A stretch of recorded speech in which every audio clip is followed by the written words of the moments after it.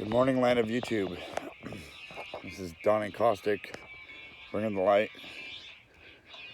And I hope Metallica doesn't get mad at me and sue me for having their music that I love in the background of my video copyrighted by them. I think back to Napster, and I realize, it's just going after your money to preserve your money, right? But then look at what the world evolved into quick with YouTube, and it's almost like inevitable. I guess it's good to make a stand for something that you believe in, especially when it comes to your money and getting your money, right? But then there's inevitability and evolution, so you got to roll with the punches and find new avenues and directions to grow within our current realities and what the universe is presenting us that we are evolving into with the current state of evolution. I don't even know if this song can be heard in the background, but it's Harvester of Sorrow. It's one of my favorite songs. Well, I have a lot of favorite songs. It seems like lately, almost every song I hear is my favorite when it has a message inside or embedded of love and light. Embedded of love and light. Let me say that one more time. Embedded of love and light. It means love and light is embedded within, inherently, a very good message containing ancient knowledge and wisdom stemming from, with what my head goes to is some very, very deep doo-doo as far as understanding. So, keeping that in mind, that's where most of my knowledge stems from. Some very deep-seated things within the background of humanity's history, our evolution, and our DNA. It's all here. We all grew from what we are, in culmination to everything that we are. We are the fucking culmination of evolution, people. So, what do you think of my new glasses? If you haven't seen my little unveiling thing I put on, I ordered these and they showed up quick. And, they just popped up on my feed. They are Vulgati's The Beast in Vampire Black. Isn't that cool? I think a lot of mythology is super important to understanding the nature of psychology and where our imagination takes us as a human race. And it's super important because a lot of people get their imagination stifled or murdered right out the gate. And I like to encourage nothing other than imagination. But can that be bad for humanity as a whole? If we have a bunch of fucking quote-unquote Imagineers running around, what would the world look like? Probably wouldn't look too great. Maybe the world wouldn't even really exist anymore. Maybe we'd all just disappear like great civilizations as one, and we'd be flitting through time. And then we'd pick and choose where we want to land down as a civilization. That's funny, right? Our perception of time is exactly that. As a human race, we perceive a linear time clock that's not accurate. It's just our perception.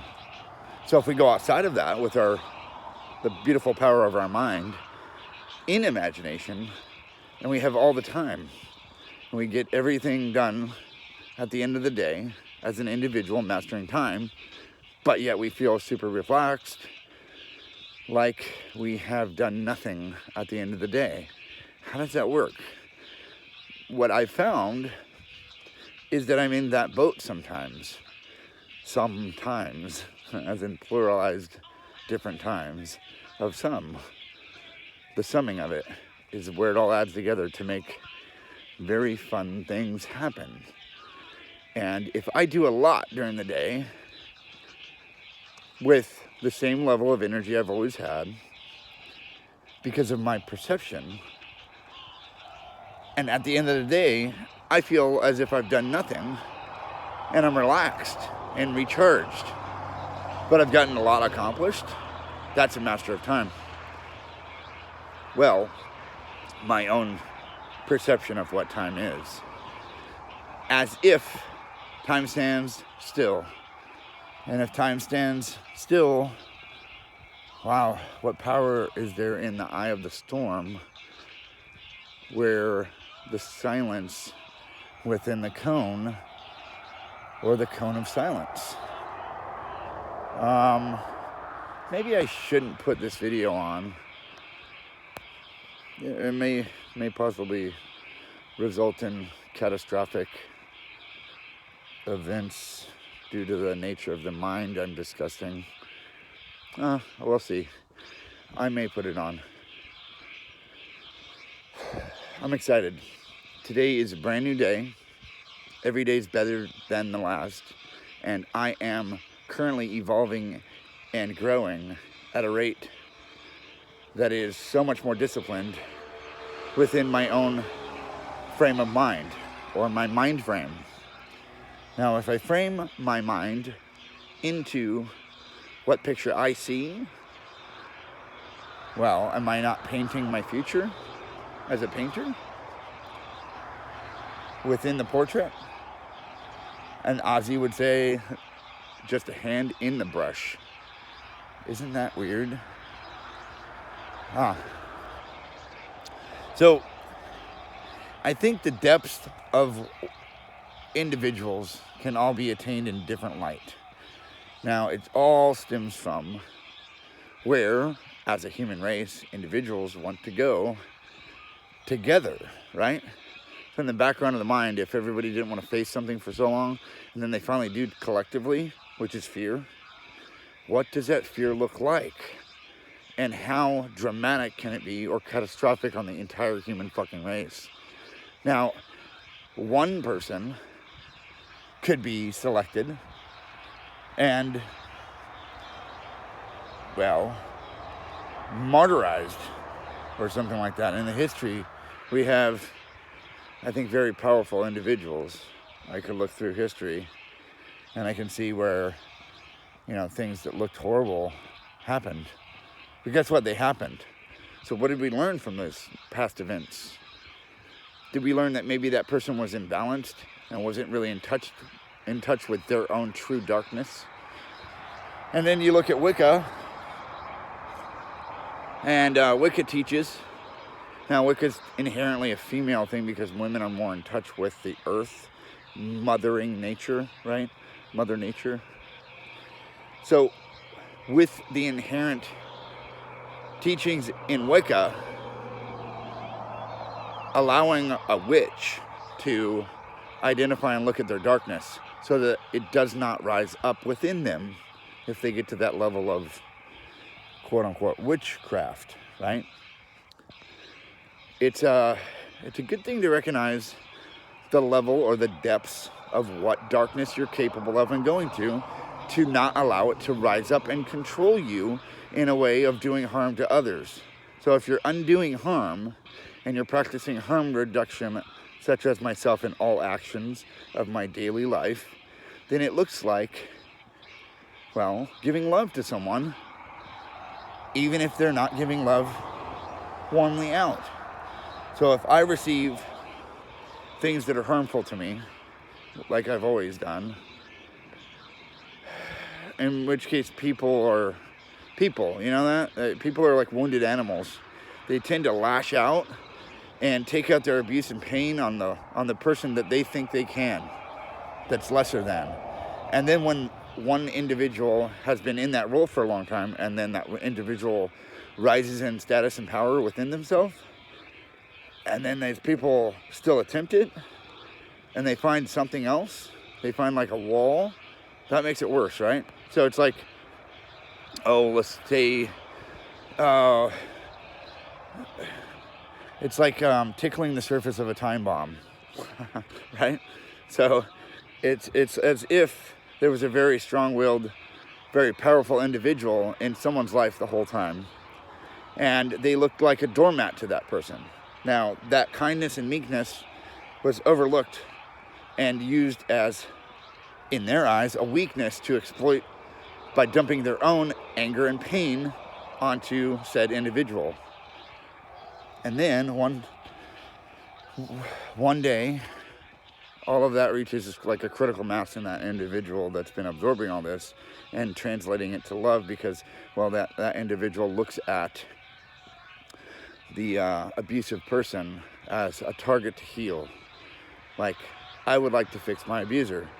Some people would say that's Stockholm Syndrome, where, like, you know, the person gets cliche kidnapped, they're captive, and then they want to sympathize with their captor, and they don't see any problems with it. So psychologically, what we have going on in the background through our lives as strong, strength-driven individuals that do not wish harm on others, we have this deep-seated collective thing in our subconscious that we keep projecting out, which is all the others around us, all of their angry, fear, hate, all of their emotional dumpage that gets collected by the strong one that is meek in a sense. And then you go to the Bible saying the meek shall inherit the earth. And I feel 100% connected to nature. I feel as if I walk through my path now and I'm one with nature. Nicki Minaj says she's one with the birds in the sky. I feel that. I see it around me. You know, I have animals right next to me when I'm full volume, and they are no longer scared. And it's not just because they're domesticated. It's been in different settings, more remote settings. And I remember a time where I used to be, you know, in the company of nature, and as soon as nature saw me, it would split because, well, it was fearful. It thought I was going to eat it or something. Maybe it felt my energy off. So backing up, when the strong individual that's been collectively amassing all these others' hate, anger, and pain that they lash out with like a wounded animal, when that reaches a point of translation to a motivating force for said individual, in which case I'm referencing myself, and it converts to like an angry, driven passion towards loving humanity as a whole, and now I can take in whatever it is from these other individuals, even if it's negative, in which case I still find some with old relationships, and I look at old relationships as scars, but I still find occasionally I get some of this emotional dumping because these individuals are inherently so sick that they've been doing it their whole life, and they're older, and they just have been shit humans the whole time, and they're dumping out their emotional baggage because they haven't learned how to care for themselves, and they dump it out on everybody around them because they're really, really sick. Normally people that run through life either road raging or just causing a bunch of harm outward, they're like the sickest individual of all, and they don't want to look at themselves. They think it's everybody else, so they're looking out, they're pointing the finger. That's my study, that's my observation, and that's my awareness level. And now as I take my study of mind, psychiatry, psychology, and I mix all of these things together in one big ball with application of, you know, philosophy, lots of different angles, philosophizing the shit out of stuff, and ancient theories and practices that were predating civilizations that were great. Oh, it's so cool to have all the knowledge that I have looked at, because I can apply it to my everyday better action, walking forward in a direct measure to benefit humanity as a whole by my actions first, how I treat others. And then within that, there's this very, very beautiful, attractive quality that I carry. I carry it as a message of love and light. Humanity's worth so much more than their own wallowing in self-misery, pity, and, you know, they say misery loves company. And most of the sick people that are super bad inside, they want to bring everybody down with them so they feel the same level of misery. I'm kind of done with that in a way that I'm identifying where and when I need to choose and pick my battles with past relationships in stages, because I have to look at myself first. And if I look at myself first in every single instance, then I'm going to benefit from every single instance. And if I'm constantly aware and staying on top of my emotions as a master of emotions, then I'm in touch with them and allowing them to flow fully and be in the moment with my emotions. Taking that as a piece of advice for myself on this solo chat, walking on the trail, in my normal routine, I'm going to take a peek at my drink, in which case I got the zero sugar tropical punts. I almost said punts. I did because I kind of tongue-tied it with a little bit of a slur. Oh, I love how my mind works. Every once in a while I'll cram words together because, you know, I'm trying to express two things at once. Well, you know what? I've been in a constant rap mode and now Prof comes on. That's funny. I have recently had a very artistic breakthrough with a lot of different angles of my life that I think I've been studying in the background mainly as well. It's been passions that have been building, focus that has been, just in the background, building and building and building and building. And then I reach a critical mass and it's like my passion takes over and it flows forth. And I have that gift right now. And I'm going to focus on maintaining that gift for the rest of my time here on this earth as a translatory factor to literally love mankind all around me. And loving mankind all around me, it's a message of love. And now if people can't handle that shit, what's wrong with you? You know, like the song. This is Maria Brink with In This Moment. It just came on.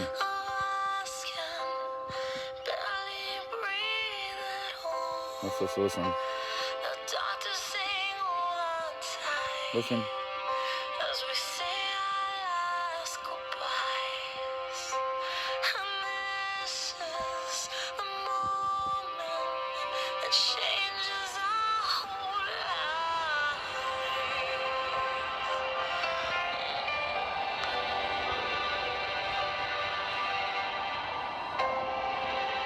And I still believe in the good, and I still believe in the light.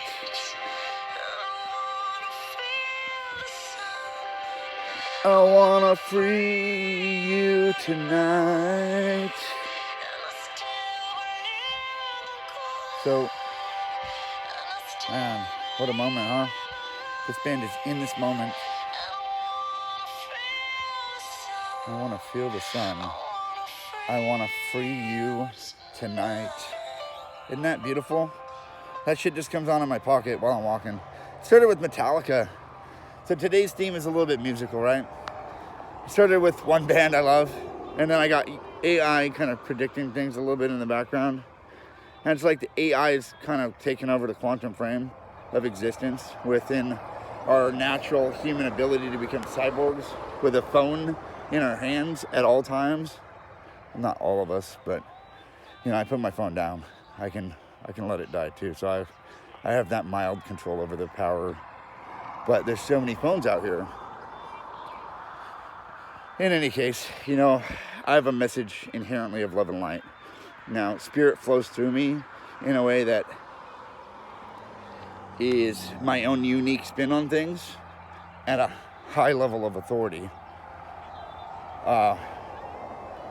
Lincoln Park with Chester.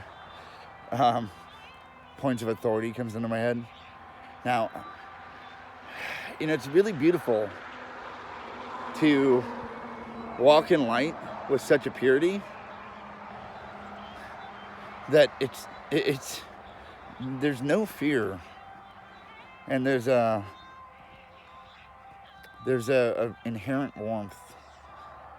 And I look at our source of life above us and I look at our source of life below us, and I see that we're kind of married in the middle somewhat, as humans walking around in between two life-giving sources, like right in the egg, so to speak.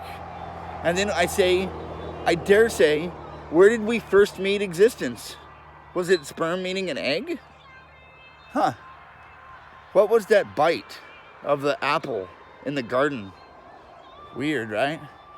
What do you think could have happened if we were the ones, each and every one of us, that met that first bite and made it to the impact that was the first big bang of life, all-consuming moment right there in the womb? I mean, then we surely floated into a nirvana state as we come into life and existence, and we're floating in effortless space, loving words, or sometimes not, but we don't know any different. Maybe the loving words are anger because of a bad situation with a bad incubator. I say that as in some people that have issues that they go through, that they still bring life into the world, maybe drugs, alcohol, and abuse, and they still bring a baby into the world. That child inside deserves love too. But guess what? There comes a moment in every fetus's existence to where we're being crushed into a tunnel, and we're surely going to die. It's so painful that we know at that moment, inherently, our whole world is changing, that we're going to die, right? And then we come out into the light, and we kind of forget this heavenly nirvana state of floating in, a water world connected by an umbilical cord, which is a symbiotic relationship between mother and baby. Now that tether, that physical one, that'll sever, because we have to, as humans, to survive. We have to break free from our umbilical cord.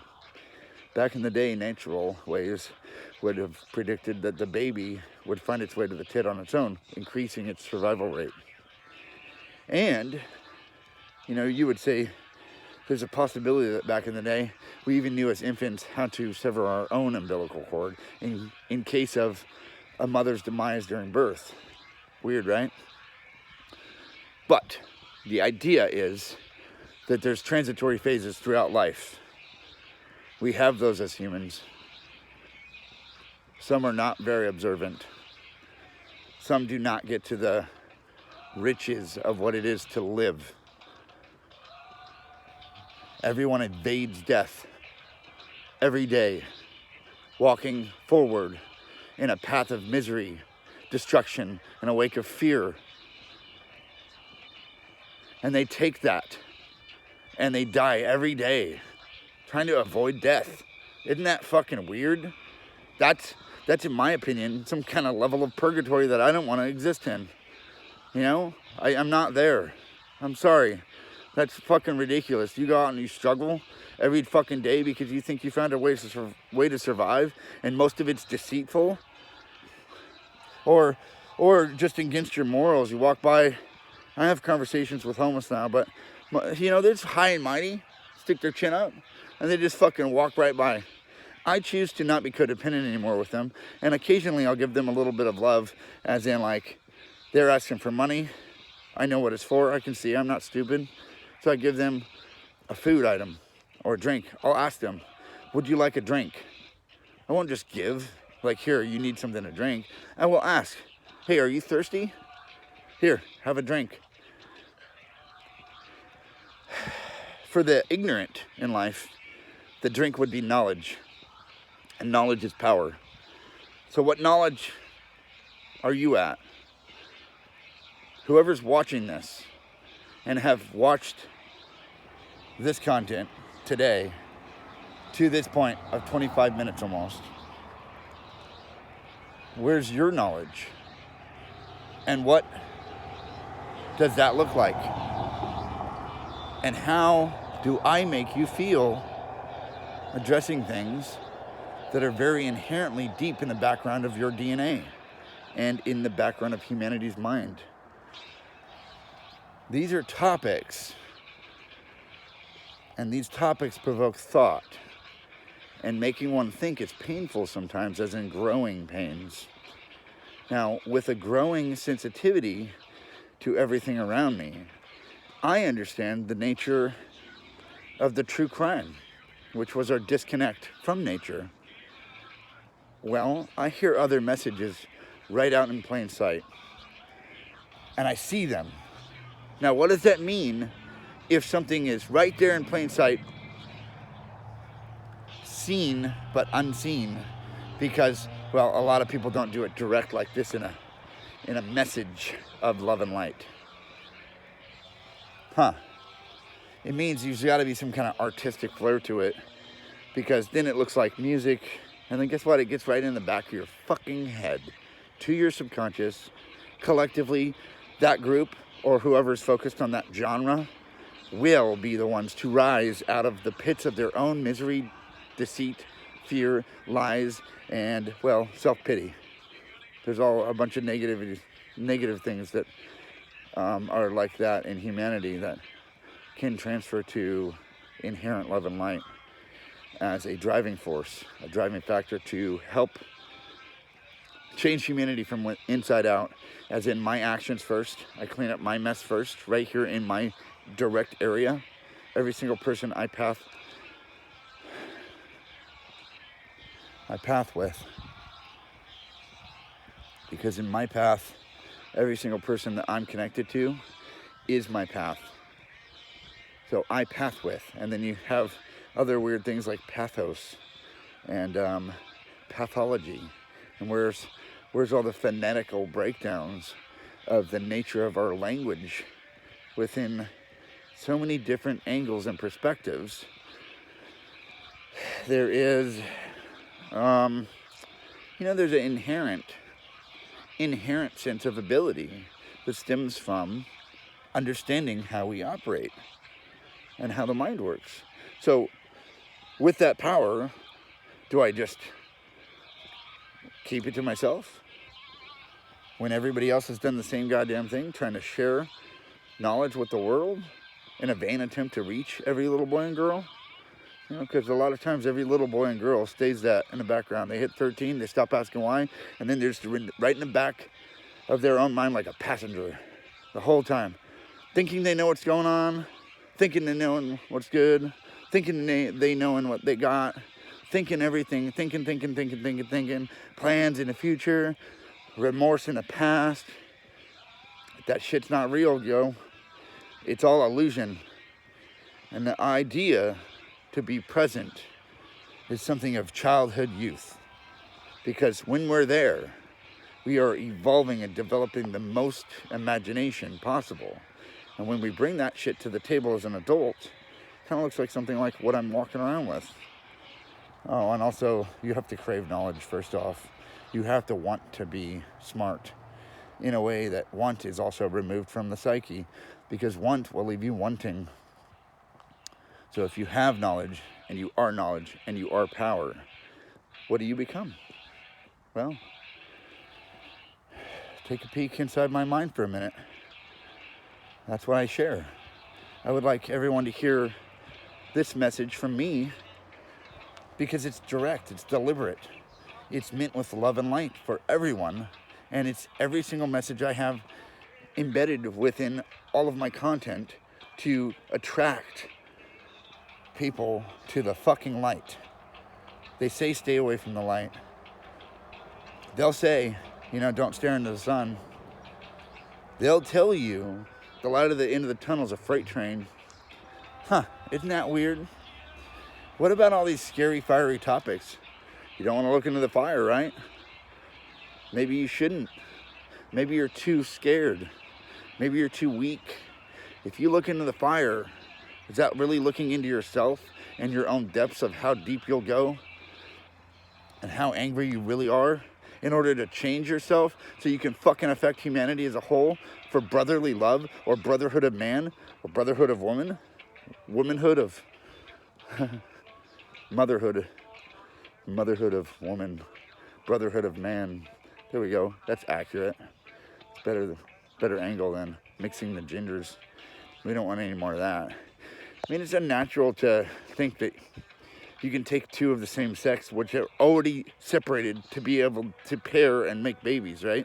But to think you can take two of the same sex and make a baby, maybe women can because they're trying to use a man, or they're gonna artificially inseminate, but it all came from a man too. So inherently we need the pairs.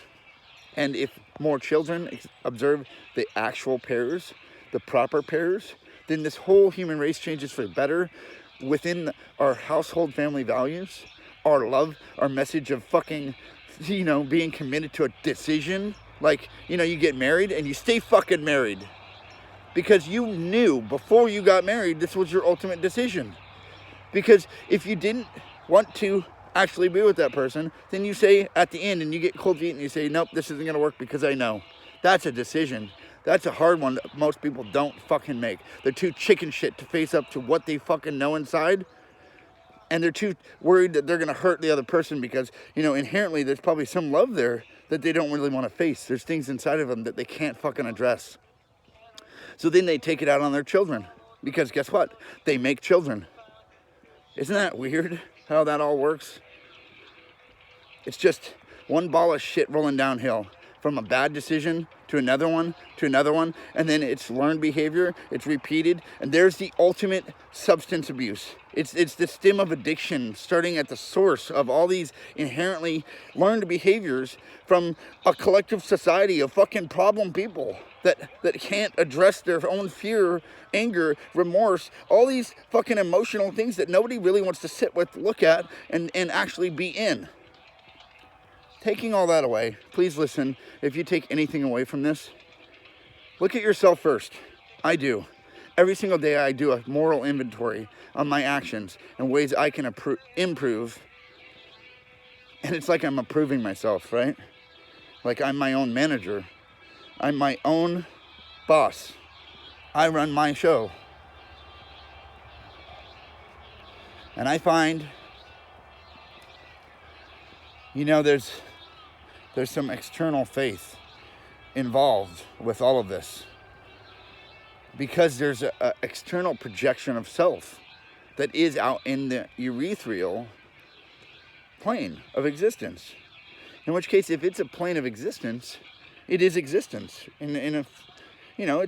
It's bringing all three together, like the Holy Trinity: the self, the physical self, the projected self, and the urethral self. It's bringing all of those into a mathematical equation that walks around out of a vibratory state of all the cells in the body organized by mind. Mind, what is mind? And if you don't mind, I don't matter, right? Well, if I don't mind, you don't matter. Ooh, that's weird. Now, if I focus on that, then I don't let outside distractions become an intrusion into my dreamy dreamland, because I be choosing what the buzz kept buzzing, my head kept buzzing, gave the radio a row, and I rode the explosion. Does that sound cool? I just manipulated Simpsons Sing the Blues from back in the day. And there's a song Bart Simpson sings. If you haven't heard Simpsons Sing the Blues, go listen to it. It's funny. Because he was in dreamy dreamland and Homer was yelling at him to get up. And the Simpsons predicted a lot of shit, right?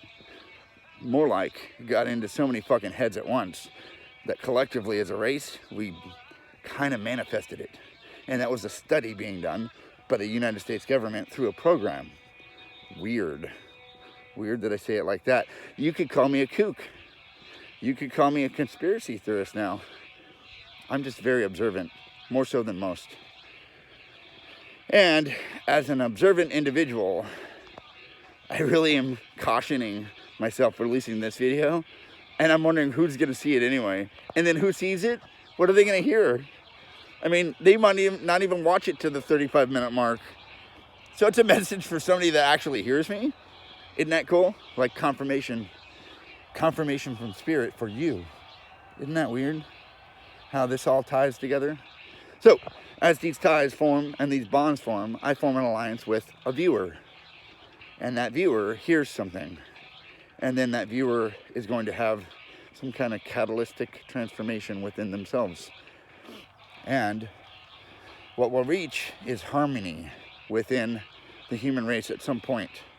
stemming out from a critical mass breaking point of all kinds of trauma that's recent. That is our projected unconscious from our subconscious. It's all the things that everybody as a human race could not face. And it just comes out of us at some point because it's so overwhelming.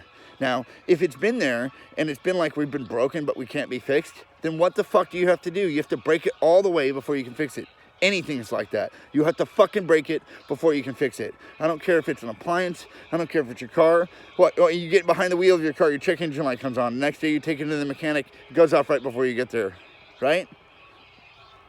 I mean, tell me that hasn't happened to some of you, to where the noise was going and then the repair guy shows up and the noise stops magically right before he gets there. Huh. Or, you know, same thing with your car, any mechanical stuff around. It's a kind of like a precursor to looking inside, because really what we're mirroring outside in our reality is what's on the inside that's broken. And that's like a whisper. Ozzy's on a stairway to darkness in the blink of an eye.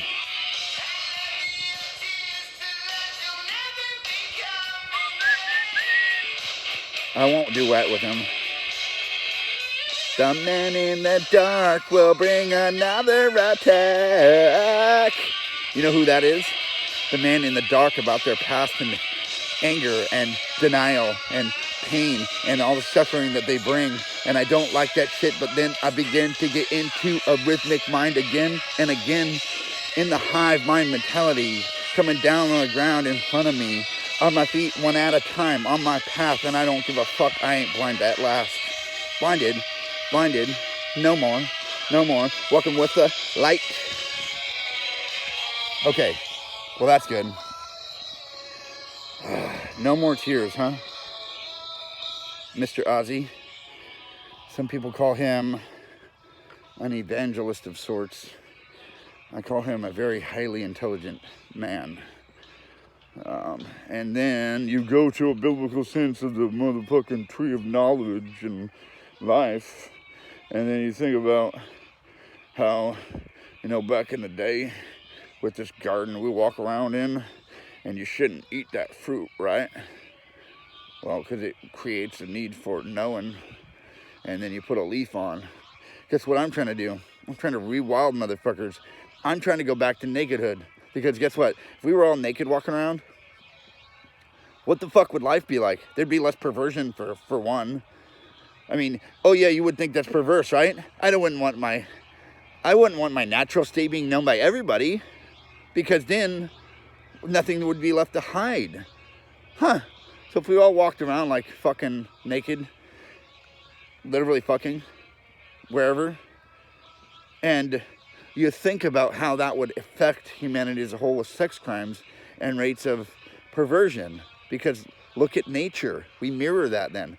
Animals do it on the side of the road. Dogs do it in the front yard. They don't give a fuck where they're at. We're a product of nature too. So we can't disconnect completely from nature. And there was the disconnect. It wasn't really some kind of forbidden fruit that you ate. It was actually your five senses that detached you from the fucking whole of nature. Now, what we're coming back to collectively as a human race and consciousness-wise in this fourth bathon of manhood and mankind is a 100 times more harmonious state of being and existence, known to most as like a 5D state, like a fifth dimensional harmonious frequency that is rocking around, right? I have a perspective that's a bit different, and more of an overview, an outside perspective that, yeah, you know, a lot of people aren't ready for. So it's a little, I know when to stop as far as parts of graphic nature and points of authority within myself, because I know that the world isn't ready for certain things. Now, a lot of visionaries,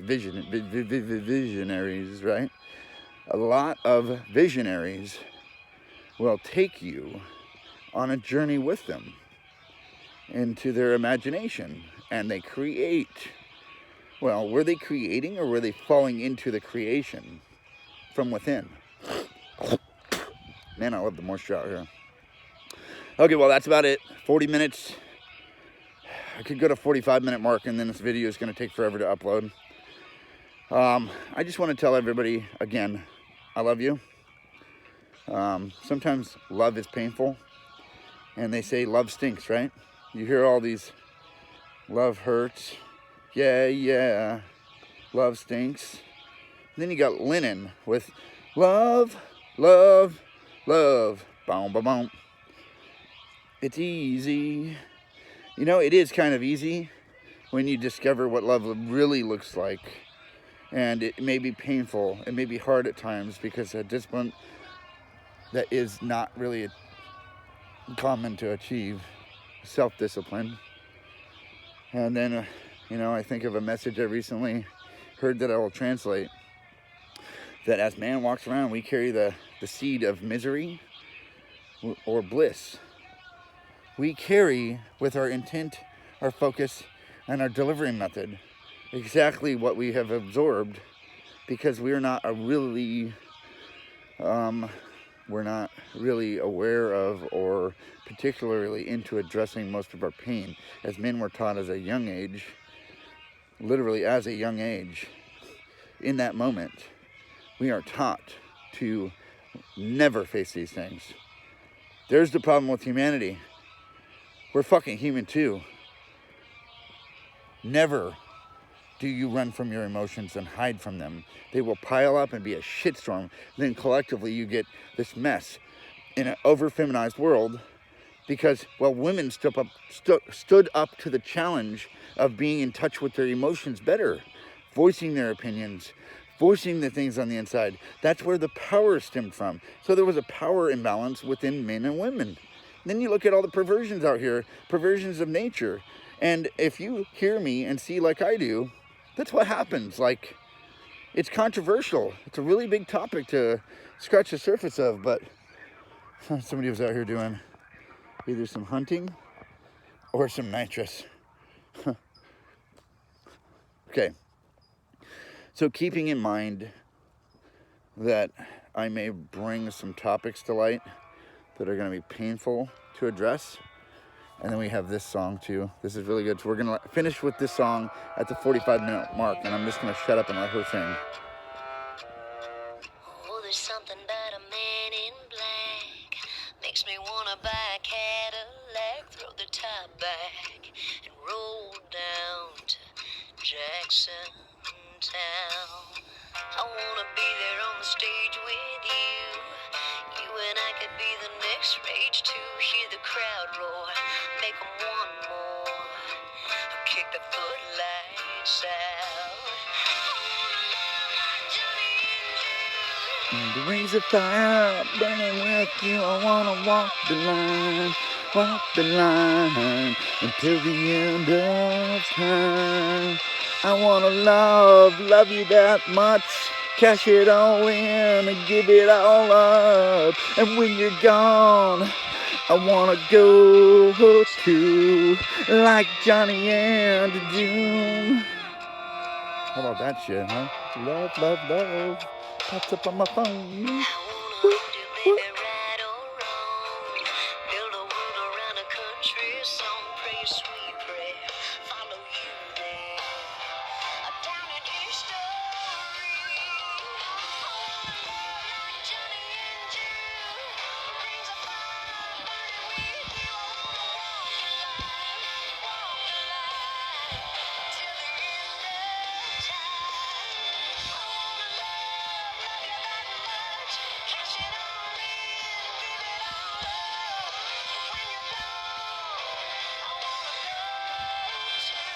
like Johnny and June. You know what this screams to me? Purity, substance, the universe, and a universal message of love and light.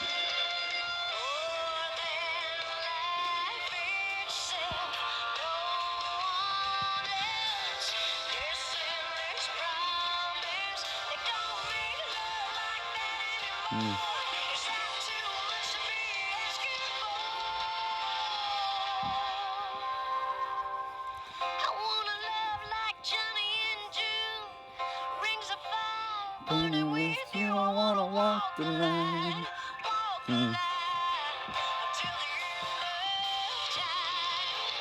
Heidi Newfield, huh? What a passionate artist. I love her.